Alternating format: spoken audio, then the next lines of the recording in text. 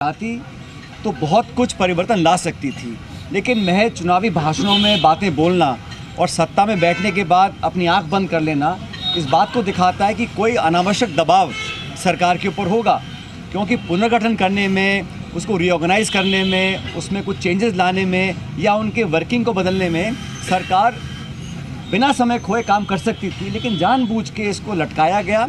अब जब हाईकोर्ट ये बोल रहा है तो सरकार को मुझे लगता है बिना समय ज़ाहिर करे इमीडिएटली इसमें मूल चूक परिवर्तन करना पड़ेगा और करना चाहिए।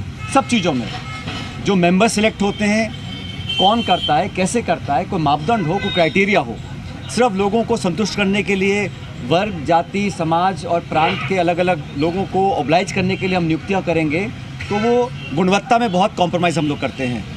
जब चोरियां पकड़ी जा रही हैं, रंगे हाथ लोग पकड़े जा रहे हैं, पुलिस कार्रवाई कर रही है, फिर भी आरपीएससी को अभी तक सरकार ने कोई भी बदलाव के संकेत नहीं दिए हैं और सिर्फ अपनी जान बचाने के लिए स्टेटमेंट्स दे रही है। और कल का जो स्टेटमेंट हाईकोर्ट का आया है उसके बाद तो मैं समझता हूँ कोई कारण नहीं रहा कि सरकार इस पर कार्रवाई ना करे। सरकार को करना चाहिए और ये बताना चाहिए कि 14-12 महीने सरकार ने ऐसा क्यों नहीं किया। इस बात को ना सिर्फ मैं, हमारी पार्टी, प्रदेश के लोग सैकड़ों बार उठा चुके हैं। दूसरा भी सरकार के एक मंत्री हैं जिन्होंने आरोप लगाया, एक पब्लिक प्लेटफॉर्म से आरोप लगाया कि उनका फ़ोन टैप हो रहा है। किसी भी व्यक्ति की प्राइवेसी पर हनन करना कोई सरकार नहीं कर सकती है, कोई भी नागरिक हो।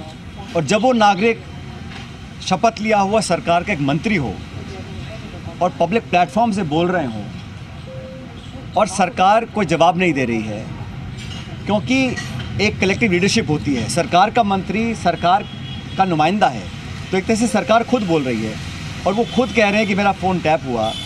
उन पर उनका दल एक कार्रवाई करता है, वो उनका अंदरूनी मामला है।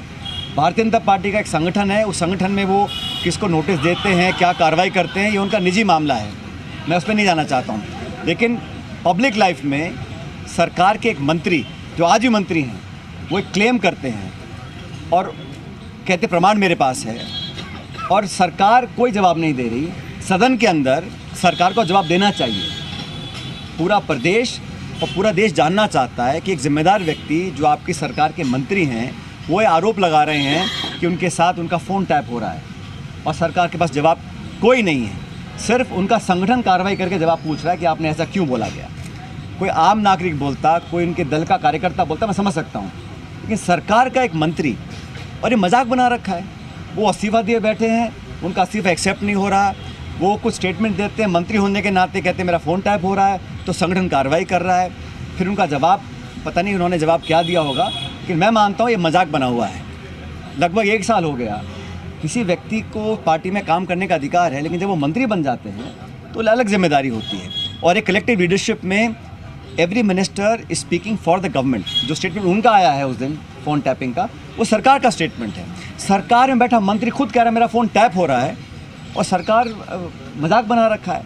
तो पूरी प्रणाली को एक तरह से चैलेंज किया है और दुर्भाग्य है कि सदन चल रहा है, सत्र जारी है और हमारी पार्टी ने, हमारे दल ने सदन के अंदर मामले को उठाया, कोई जवाब नहीं आया। तो मुझे लगता है कि सरकार को कुछ निर्णायक कार्रवाई करनी चाहिए, सच्चाई जनता के सामने आनी चाहिए। अगर किसी सूत्र ने उनको बताया था तो डॉक्टर साहब को भी उसका सूत्र का खुलासा करना चाहिए। कौन वो लोग थे, कोई अधिकारी थे, कार्यकर्ता थे या कोई जो भी था, क्योंकि इतना आसान नहीं है। और ये फ़ोन टैपिंग का मामला